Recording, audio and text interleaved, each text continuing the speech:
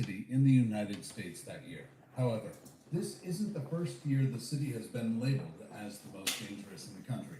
And according to some lists, Memphis has continued to rank as the #1 most dangerous city in the United States. Memphis, Tennessee is a city that wears its musical heart on its sleeve.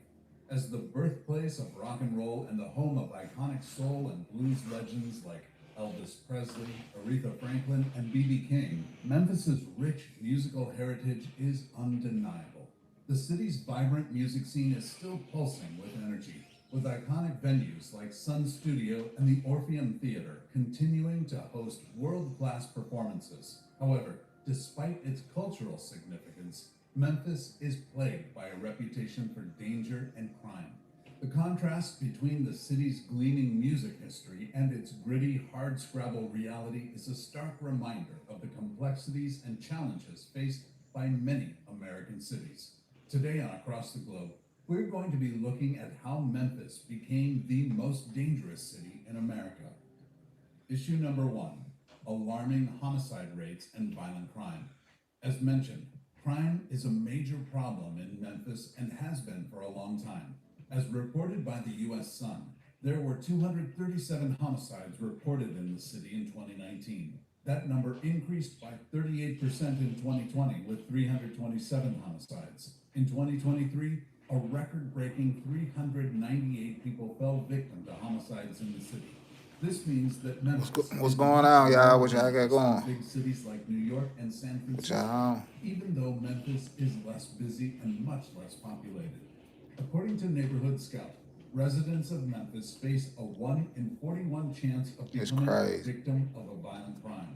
In 2023, suggested by locals, listed 17 reasons not to move to Memphis, Tennessee, as voted by the locals. At the top of their list was crime. They noted how around 15,318 violent crimes, including homicides, happen in Memphis every year.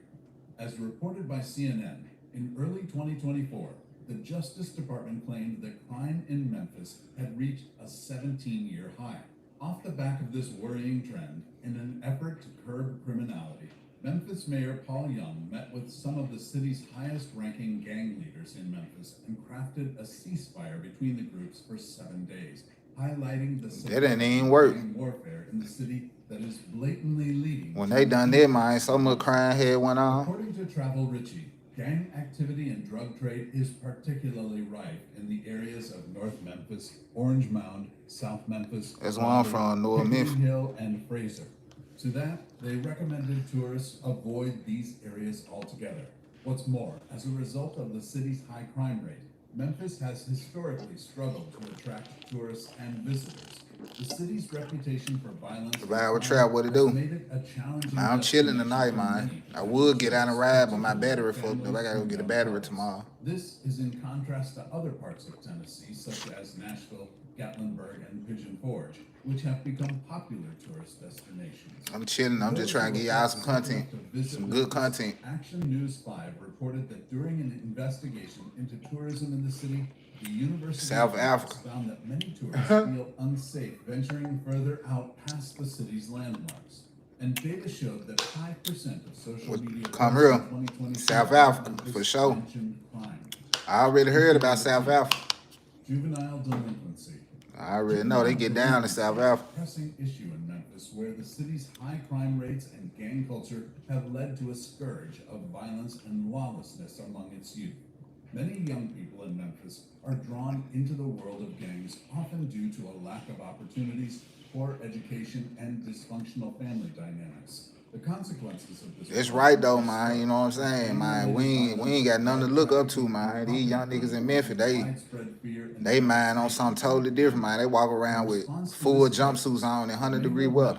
Implemented a curfew for children under 18 in June 2020 in an effort with masks to on. the tide of youth crime and keep young people off the streets after dark.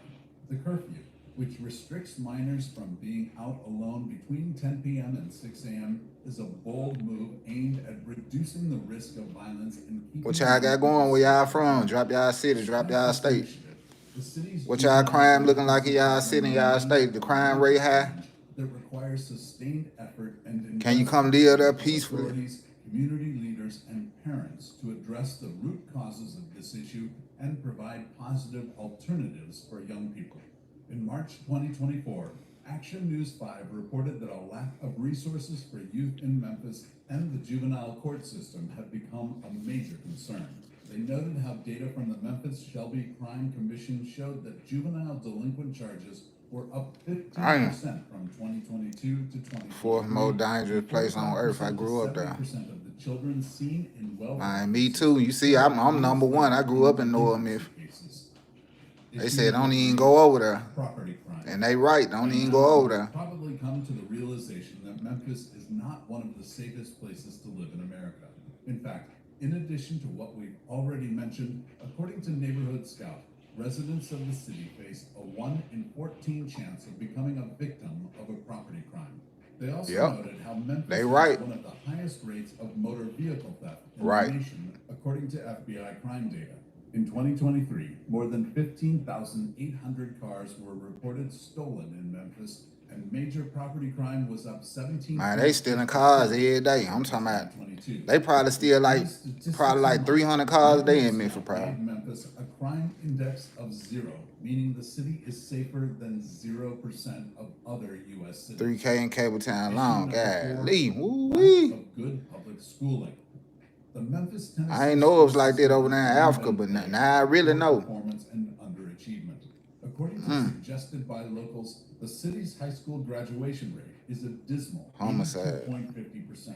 A statistic that is both it's crazy, man. Crime happening everywhere. Systemic issues that have plagued the it's crazy. 3K crimes committed yearly, homicide. It's crazy. High school graduation rate that's nearly 90%. It's crazy. Despite efforts to reform and improve the system, many schools in Memphis struggle to provide. SRTV, what it do, my guy, my dog? High dropout rates and I ain't doing nothing, man. I ain't getting out riding tonight, man. I'm sitting chilling. This is worrying, as in a city where crime rates are already high, the correlation between poor education and crime. My sister went to this school right there. With many young people lacking the skills and opportunities to succeed, they are more likely to turn to illegal SIT, what it do, man? means of survival, what it do? Further exacerbating the city's crime problem. Snowden for sure. The number of school shootings that have I ain't go to Snowden though. They won't even let me in Snowden. Suggested by locals also noted how they sent me straight to East. Are very dangerous. In fact, the problem has grown so serious that several schools are thinking about letting their teachers carry guns in the classroom in order to. Here, baby, what it do here, baby? Issue number 5, homelessness.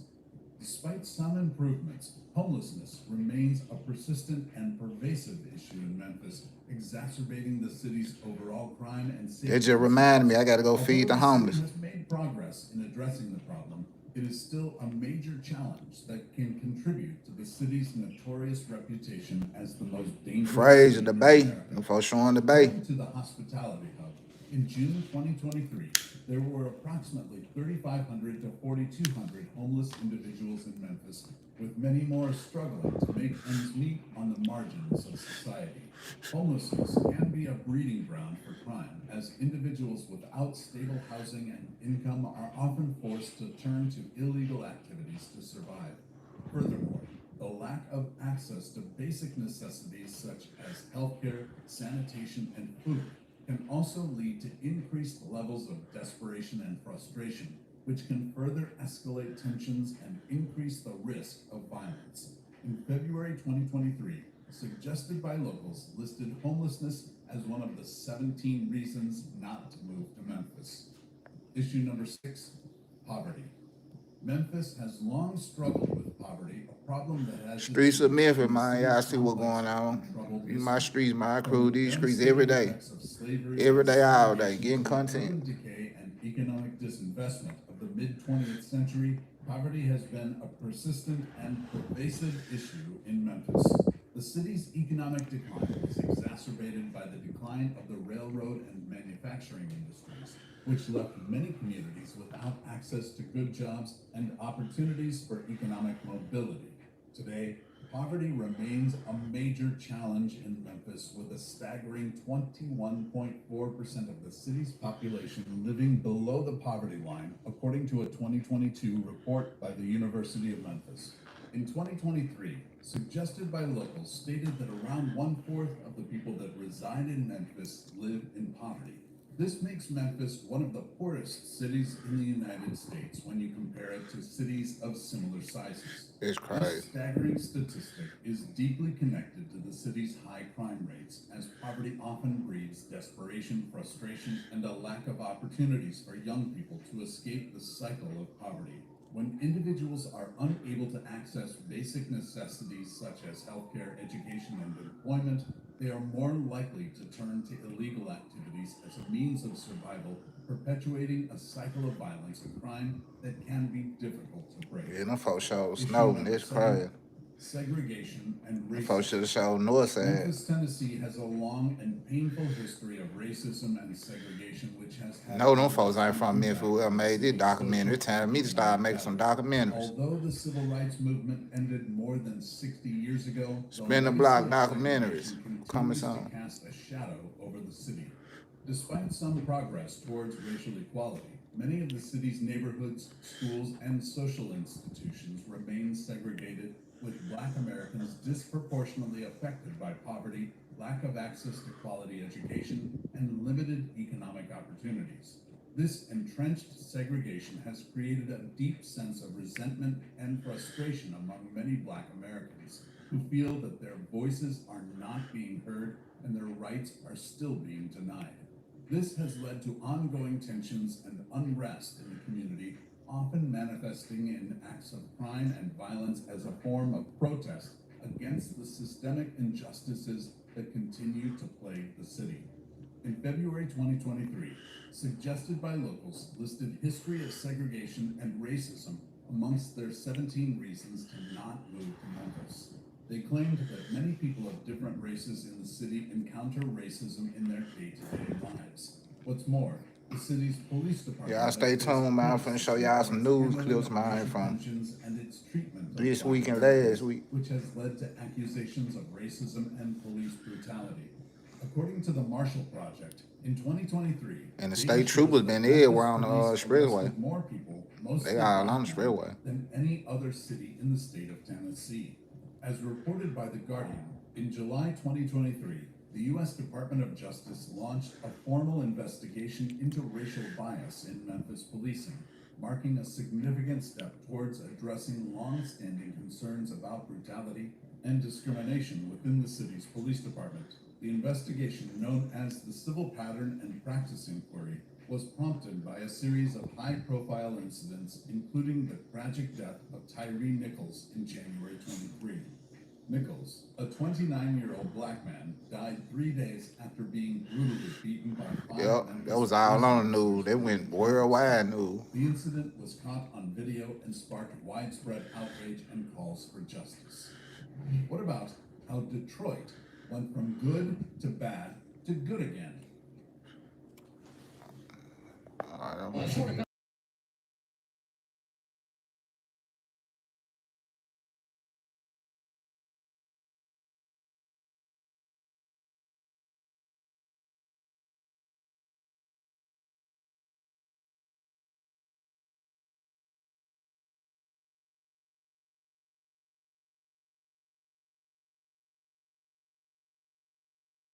Group of car thieves in East Memphis were caught on camera aiming guns at a house while they were trying to steal a car. The key word in this case, they tried. Yeah, trying, because that car owner tells Fox 13 those thieves failed. He had a kill switch installed on his vehicle, and they weren't able to get it started. Fox 13's Jack Milieu has been looking into kill switches and exactly how they work. So, Jack explained to us here, you're told that they can even prevent thieves from who are using the most advanced technology. I mean, they come in with iPads sometimes and other USB devices, but these kill switches can keep them from stealing cars. Yeah, Daryl and Dark, almost 7,000 cars have been stolen so far this year. That's according to the Memphis Police Department. Now, those thieves' methods are getting more and more sophisticated. I as told them folks using stealing electronics 300 cars damn near a day. The good news is that anti-theft measures are also getting more sophisticated. Now, we caught up with that car owner and the technician who installed his kill switch to find out exactly what they do, how they work, and how they can prevent you from becoming a victim. I think I was traumatized by the event. Justin Mills shared this surveillance footage of thieves trying to steal his car from his driveway in East Memphis back in June. 2 people are seen trying to start the car while 2 others have guns trained on the house, but the car won't start. Eventually, they get out and push it out of the driveway. They weren't able to get it started. They pushed it a half a mile way around the corner in the next neighborhood. Mills says he found his car the next day with only minor damage. He credits a kill switch he had installed 2 years ago with preventing the theft. The kill switch is the number one thing that I would put on my car. I would put it on every car afterwards. We sat down with the technician who installed that kill switch, Carl Anderson of Lee's Custom LEDs and Designs. He says over the last few years, he went from a handful of clients a week to dozens of clients a week. I've been doing it for about 10 years now, and it just recently started to take off with the rise of theft in the South area. Anderson explained how kill switches work. They're connected to your car's electronics, then hidden somewhere in the cabin that only the driver knows. When done properly, a thief won't even be able to see that one's been installed. The driver gets out, they flip the switch, and the car won't turn over. They can take the keys out your hand. They cannot start their car. If your switch is off, they cannot start the car in no circumstances. It's like you just taking a battery with you as you walk. The switch can also be connected to a fob, meaning the car's owner can remotely kill the car even if it's already running. Kill switches can also protect against more advanced methods of theft, including key fob reprogrammers. Those devices are meant to help locksmiths and car dealerships create new key fobs, but they're being used by thieves to steal cars. Generate universal key. So after that, all they need to do is plug it into the car. With the kill switch activated though, the reprogrammer is not able to connect to the car's onboard computer, therefore it can't be used to steal it. Never can start. You can't connect. No way, you don't even hear the It won't even, it's no power to it. Now, it'll run you about $150 to get a kill switch professionally installed in your car, but that price may vary depending on the type of car you drive and how complicated that switch is. Daryl. That is Fox 13's Jack Billieu live tonight. Jack, thank you for that.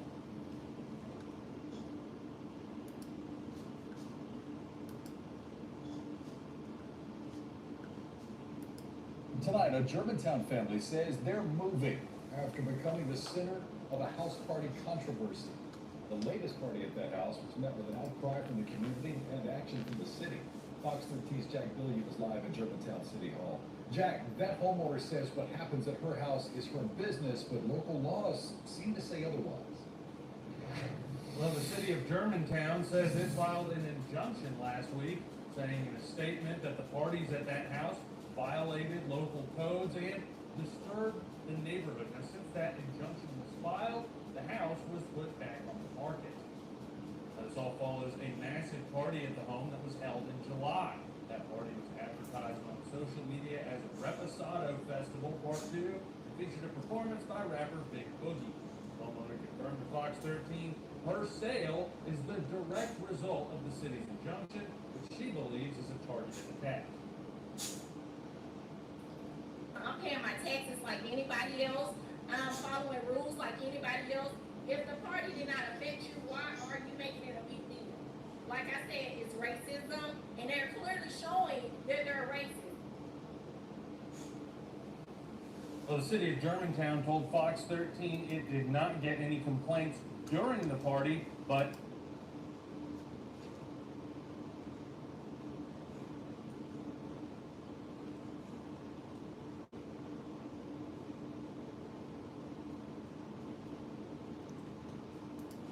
Caught on camera, video shows 2 men robbed at gunpoint at a hotel in Memphis. Police tell us this happened just after 9 Saturday night. And tonight, police are still searching for the 3 men involved. Fox 13's Sarah Jordan breaks down the armed robbery. She has the latest information. Two young men came here to Hotel Elite for a party, but that party turned into a robbery after they were held at gunpoint, and it was all caught on camera. I didn't imagine it like that. That's why I'm gonna go to the hotel real quick. I got my house. Take a look at the security video.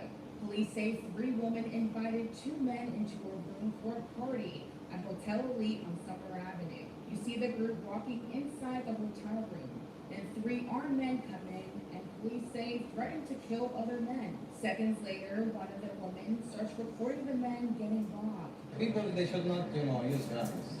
iPhones, Apple Watches, and shoes were stolen from both victims. You can't walk around being safe.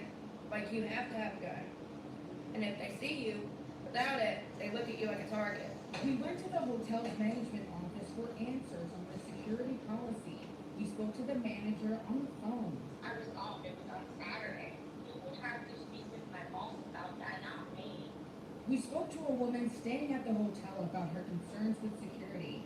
She did not want to be on camera to protect her identity. They have security here at night, though.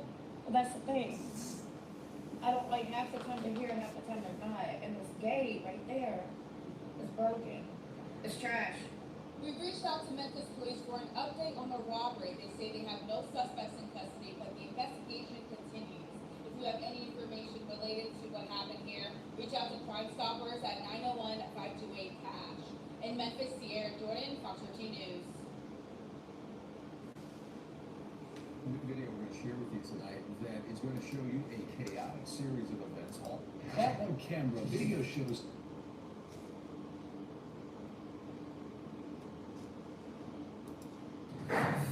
Well, school is in session, but trouble has already begun for one high school in Memphis. Meanwhile, some MSCS students had to be dismissed early today on the first day of classes.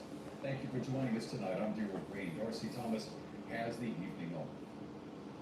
We have team coverage for back to school tonight, including why it was too hot for kids to learn in some MSCS schools. But we begin at a charter school in Hickory Hill.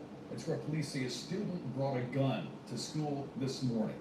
This happened at the Power Center Academy on Winchester Road at Mendenhall. That's where we find Fox 13 Sierra Jordan live. Sierra, you've been working all day to get new information. What have you learned? Darrell, Power Center Academy has a zero-tolerance policy for weapons. Now, school officials say they found a gun inside a student's backpack. Now, I was able to speak to a parent of a 9th grader who goes here. She says she is relieved no one was hurt and everyone is safe. It's scary. We don't ever know what is going to happen. Classes started Thursday at Power Center Academy High School in Hickory Hill, but trouble walked through the front door Monday morning after officials say they found a gun in a student's backpack during Leon, for sure. Police were called to the school just after 8. Salute, man. Keeping the news. Keeping the news going, man. Salute. We spoke to a parent who didn't want to be identified. She has a daughter in the 9th grade. She says PCA High School principal sent out this statement that explains what happened. It reads in part, though the scholar was not threatening to use the weapon, Jesto Community School has a zero-tolerance policy for weapons of any kind within our school buildings. The safety and well-being of our PCA scholars, staff, and families are top priority for us, and our leadership team takes situations such as this very seriously. You know you're not supposed to have it while you're bringing it. I just don't want them to.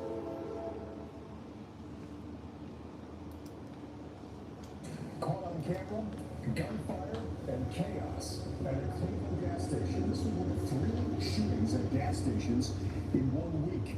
2 of them turned deadly. News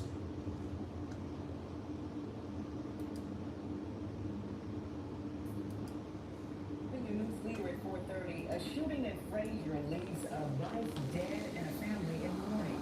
Good afternoon, and thank you for joining us. I'm April Thompson. Alex Copeland, police have now arrested the person they say allegedly shot and killed the woman Tuesday. WREG Shay Simon has been learning more about what happened and is now live with TVD. Shay, Alex, April, the details show that this was a dispute that simply got out of control. I did speak with the Frazier pastor who says that this is all a part of a bigger problem. Remnants of crime scene tape still remain on Alta Vista Drive in Frazier as 24-year-old Willie Douglas sits behind bars in 201 with a long list of charges, including second-degree murder and 2 counts of aggravated assault. Somebody's wife, somebody's daughter is gone because we don't have a reason to escape. Pastor Ricky Floyd has been an anchor in the Fraser community for years and sees the rise in violence. It always disheartens, sads me reasonably to see that a life is lost in the community that we make so much commitment to transform. Memphis police say Douglas shot and killed a woman who was inside her home Tuesday after an argument. To my understanding, the argument started over a dog. You know, a dog, how you talk to a dog becomes more valuable than the life of a human being. This document we tracked down details how Douglas and a minor were arguing on Alta Vista when Douglas turned to a homeowner in his yard with his dog and said he'd shoot his dog. That's when they started arguing. Moments later, the homeowner and victim went inside and shot Reagan. Police say Douglas shot inside the home and the man's wife was killed. Just 8 months earlier, Douglas pleaded guilty to reckless endangerment with a deadly weapon. That's part of the strategy. We let violent offenders out. That's a 2-for-1 special. See, we let a violent offender out. He thinks he's got a favor because he's gotten out early, but he hasn't got mentally prepared to deal with society or deliver from what got him in there in the first place. Floyd is now calling on church leaders to step in. We got to stop shouting, singing, and dancing. And now we got to deal with the real issues of poverty, of social justice, of criminal activity.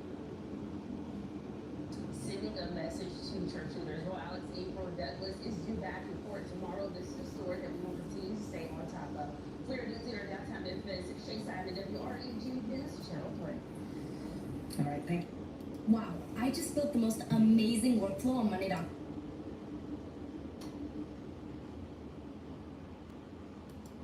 Topping the 10 tonight, there was a deadly drive-by shooting in Parkway Village Friday evening. One of the 2 men who was shot in that attack has now died.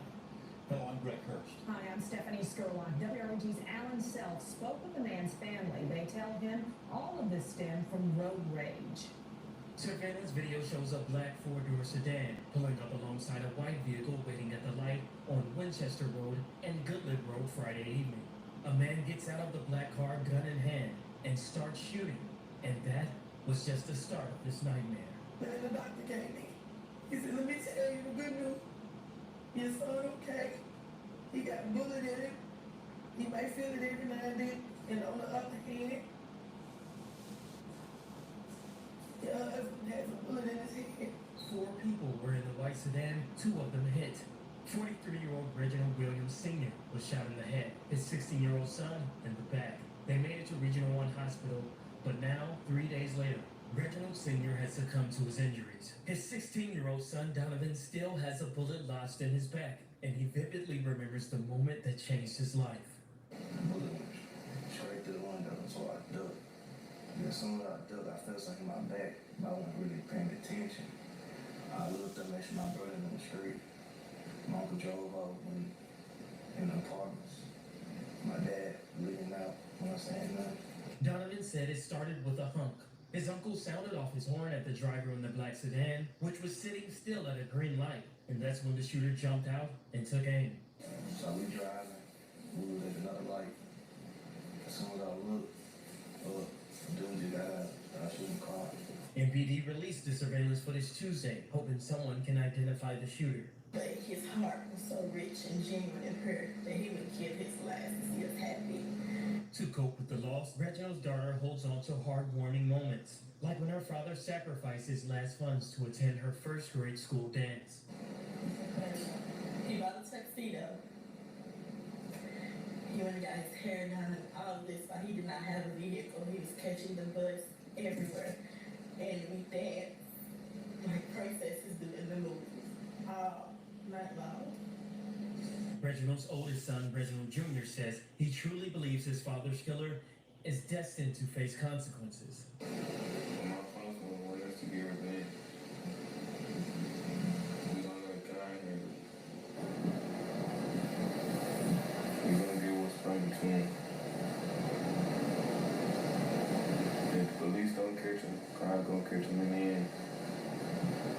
For your news leader in Parkway Village, I'm Alan Self, WREG News Channel 3. A tragic loss to that family and this community. Reginald Williams Sr. leaves behind 4 children. So far, his killer has not been found.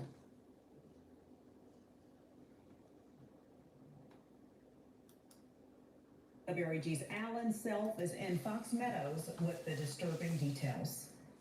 Raheem Fields is facing voluntary manslaughter charges for shooting and killing his mother, Katrina Fields Michael, in a dispute over money. According to police, Fields confessed to shooting his mother 3 times at their home in the 2700 block of Hickory Villas Drive on Wednesday. Police say the 33-year-old man claimed his mother attacked him with a wooden stick, and to defend himself, he grabbed his gun and fired multiple shots. Fields told investigators he and his mother had been arguing about his supplemental security income funds, which she wanted him to share with her, but he refused. We spoke with Fawad Ida, manager of a local convenience store, who remembered Katrina fondly. She very nice lady, she had respect for us. She always created shopping. Those who knew Katrina personally are shaken by her passing. Former co-workers and neighbors gathered at the laundromat where she worked, sharing with us memories and photos of happy times together. And dancing. And the dancer, she was a TikTok queen. I won't be hearing her anymore. She will truly be missed. And we're gonna miss her. For your news leader in Fox Meadows Hill, I'm Alan Self, WREG News Channel 3. First at 4:30, a 14-year-old shot overnight and rushed to the hospital in a private vehicle. The teen told detectives this all happened while he was taking out the trash. Thank you for joining us. I'm April Thompson. I'm Alex Coleman. Police say there were conflicting statements from the teenage victim, including where he was shot. WREG's Jarita Patterson with reaction from a neighbor who says her community was not the backdrop to the violent attack. Tuesday morning, things were quiet here along Clarksdale Avenue. I've been over here over 50-some years. But those living nearby saying it was just as quiet overnight, despite claims of a shooting around 11 p.m. Monday. I would have known because I watch out here, over here. Without showing her face, this longtime neighbor says she was shocked when police tried locating an alleged crime scene after a 14-year-old who was shot twice was brought by private vehicle to the Bonner Children's Hospital. The teen telling investigators Clarksdale Avenue is where he was attacked, but detectives found nothing. It did not happen over here, okay? All the more reasons why the woman we spoke with says she never for a moment felt uneasy. No, I wasn't nervous. I said, why? My street. That is the question police have as well. According to detectives, the story the victim shared with investigators did not quite add up, with neighbors saying what the victim had to say was downright dishonest. As described in a police report, the victim told investigators while taking out the trash at this home, he heard shots fired before noticing he was hit. When investigators went to the house, they noticed that trash can the victim says he was taking to the curb was instead sitting on the side of the home. Nobody was taking trash over there. Out. So I hate to say this, but he needs to just tell what happened with him. And where it happened. It didn't happen here, over here. For your news leader in North Memphis, Jarita Patterson, WREG News Channel 3. And as you might imagine, this case remains under investigation. If you know anything that could help police, call Crime Stoppers. The number to call, 528-CASH. Give me 1 to 2 weeks, and I'll... WREG's Alan Self is...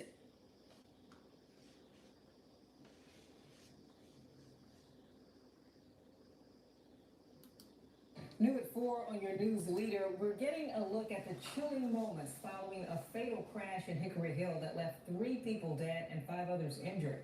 And you can see the smoke from that crash in the top right of your screen there. Now Memphis police say they're looking for witnesses in the case. Thank you for joining us. I'm April Thompson. I'm Alex Coleman. Now, this all comes as we're also learning more about one of the victims in this case, 51-year-old Shell Boyd. WREG's Shay Arthur spent the day gathering the new information. In newly obtained video by WREG, we're getting a closer look at the tense moments following a major crash off Hickory Hill Road. You can see a smoking vehicle in the distance. Several cars stopped in the middle of the busy street. At least one person sitting on the top of a sunroof watching the chaos unfold, where 3 people lost their lives Sunday night. It's unclear how long those vehicles remained on scene as first responders arrived. But it appears at least several of these cars in this video are the same cars seen in an image recently released from Memphis police. Detectives on the case say they're asking for the public's assistance in locating the drivers or occupants of the listed vehicles so further investigation can be conducted into the case. In a new report we uncovered, officers listed the driver's actions of the Infiniti SUV that was driving down Hickory Hill Road and collided with a Lexus as aggressive driving, careless, reckless, and the speed limit was exceeded. Police also say the 22-year-old driver behind the wheel died. 5 others in the car, one of them as young as 10 years old, were also injured. Officers say they collided with 51-year-old Michelle Boyd. Her family telling us today she was just feet from making it to her home. They described her as giving, always sharing, doing what she could to help others.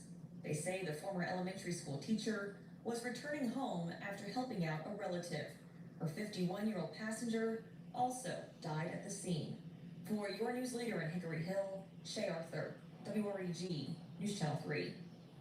And if you know anything in this case, please call Crime Stoppers at 528-CASH.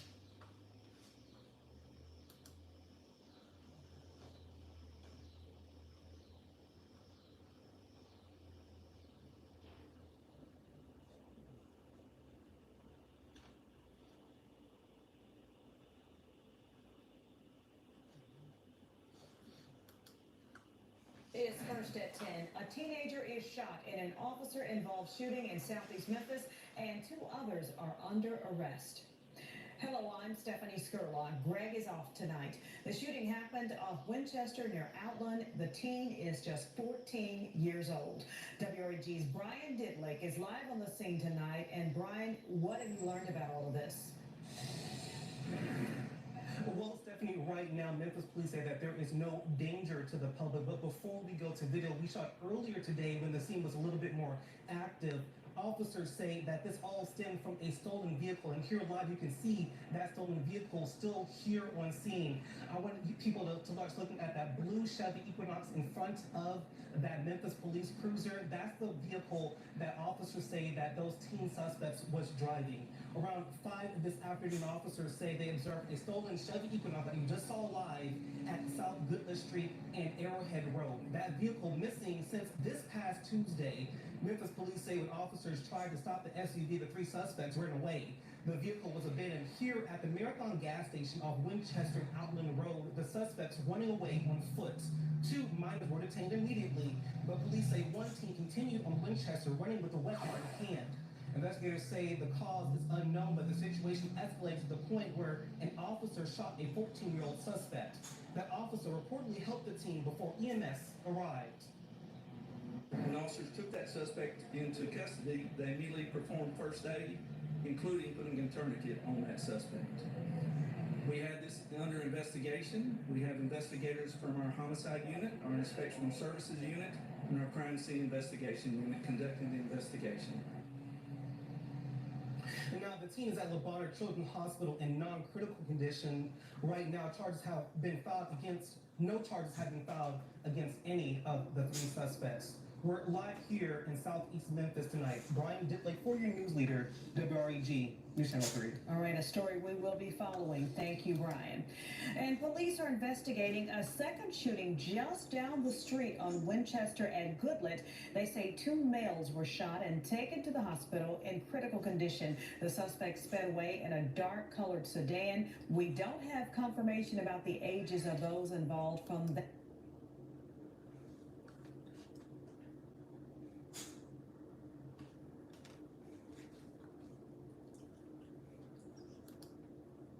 Well, we are just weeks away from the highly anticipated trial for the men accused of the killing of Memphis' own young Dolph.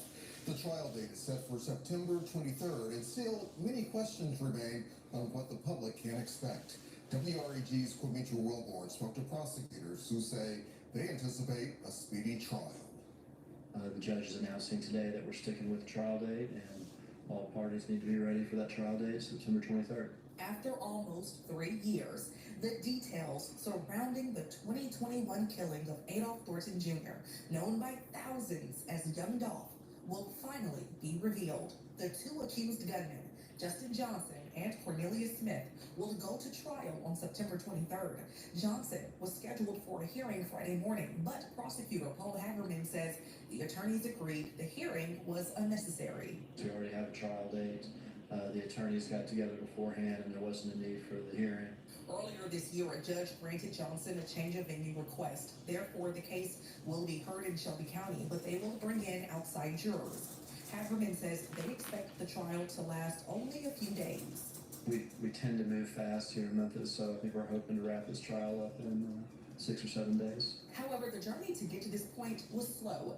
Johnson's trial was initially set to start back in June, but his attorneys told the judge that that date would not give them enough time to have their evidence reviewed by experts.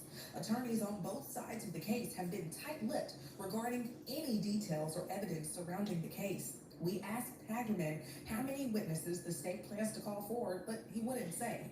However, it is believed Justin's half-brother, Jamarcus Johnson, who pled guilty last year to helping his brother escape, may be called to testify as part of his plea deal. Jamarcus Johnson and Hernandez Govan, the accused mastermind behind the killing, have both been ordered to attend the trial. It's unclear if Govan will testify. Hagerman says jury selection begins 1 week before the trial. Reporting for your news leader from the CJC, Mitchell Wilborn, WREG News, Channel 3. And before Govan goes to trial, he is set to return to court on September 9th for a pre-trial conference. With Blackbird Business Insurance, protecting what you've built is easy, efficient.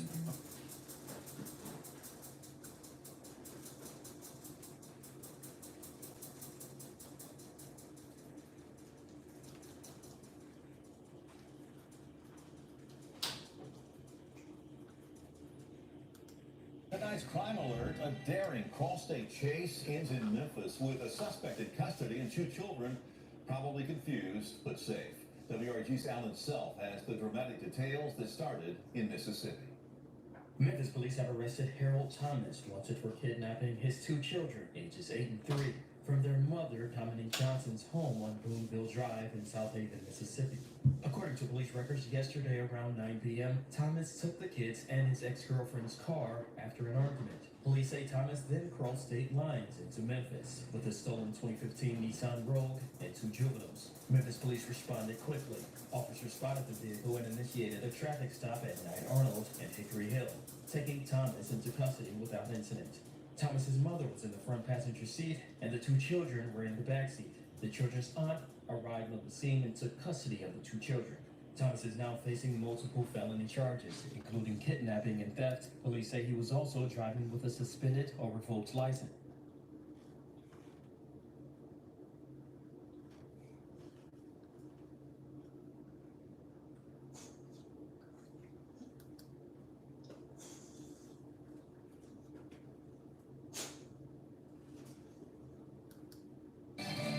A Shelby County woman.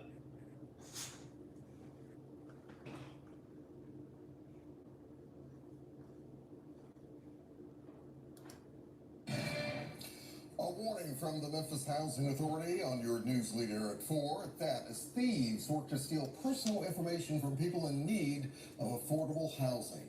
Thanks for joining us, everyone. I'm Alex Coleman. And I'm April Thompson. A flyer with false promises has now prompted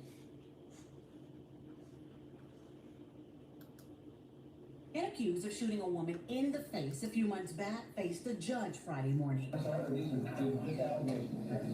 It's alleged the woman shot is someone Charles Hunter knows well. Judge Greg Gilbert reading aloud the charges for aggravated assault, reckless endangerment, and domestic assault. Aggravated assault is the most serious offense. If he is found guilty, he could spend nearly 22 years in lockup. The judge letting Hunter know he has a 6-figure bond. Mr. Hunter, your bond is currently set at $100,000. It is alleged Hunter not only committed the crime, but tried to cover it up. Back in June, first responders were called here to North Merton Street, a few turns from Chelsea Avenue. The call for help was for a woman inside this unit at the Cavalier Court complex. We went there, but there was no answer. Investigators say Charles Hunter told them the day this happened, the victim was twirling a gun and shot herself in the face. Incredibly, the woman not only survived, but was able to tell police Hunter is the one who shot her. She said he pointed the gun, daring her to, quote, say something. She did, at which point it's alleged he pulled the trigger. Back here in court, after signing paperwork Friday, the 25-year-old was escorted out. In lockup is where Charles Hunter will remain after he told the judge he cannot afford his $100,000 bond. The judge also reminding Hunter to stay away from the alleged victim. Reporting for your news leader outside the Criminal Justice Center, Jarita Patterson, WREG, News Channel 3. I'm Noel Honig, and I'm a director and a designer. If I'm working with type. And accused of shooting a woman in the...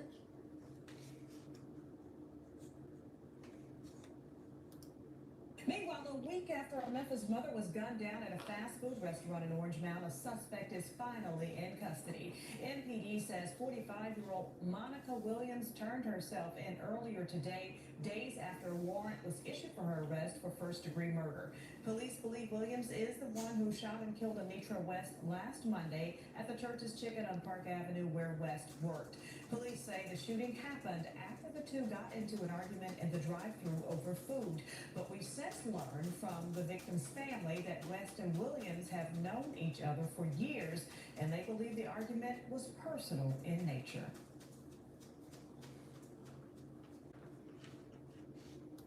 Day 2, and the woman accused of a fatal shooting at a Church's Chicken went back in front of a judge this Wednesday morning. Monica Williams is charged with first-degree murder for the fatal shooting that claimed the life of Anitra West. Good evening, and thank you for joining us. I'm Stephanie Skurlock. And I'm Greg Hurst. Following the attack, photos of the accused were released by police as they were trying to arrest her. Although the woman was seen on video, the defense is saying that may not be enough to move forward. WRG's Jarita Patterson explains why her attorney is trying to get the case thrown out. Monica Williams, a first-degree murder suspect, was escorted back into Judge Bill Anderson's courtroom Wednesday. The 45-year-old spoke briefly with her attorney, Scott Hall. She is accused of shooting to death Anitra West while the victim was at work at this Church's Chicken in Orange Mound last week. This all stemmed from an argument detectives explained in this affidavit. However, her attorney says is what you don't see in the report that he could capitalize on. Reviewing the affidavit, I haven't seen any listed witnesses on this case. You may be also making a motion to dismiss. This case has garnered a lot of attention, sitting 5 rows away from Williams were half a dozen of her family members. Williams, who has mostly appeared unemotional, could be seen wiping away tears before pulling down her mask, smiling, mouthing words, and finally giving her family an okay hand gesture. But District Attorney Steve Roy says nothing about this case is okay.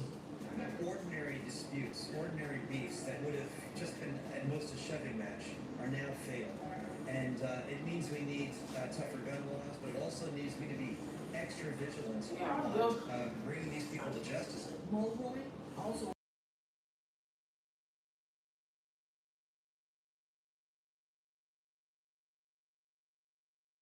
surveillance evidence, even if there are no actual live witnesses. As you heard defense attorney Hall say, he may move to have this case dismissed, but the operative word there is may. That has yet to be seen. What we do know for sure is a bond hearing is set to happen inside this courtroom Monday. We'll certainly keep you updated. Reporting for your news leader inside the CJC, Jarita Patterson, WREG, News Channel 3. Defense attorney Scott Hall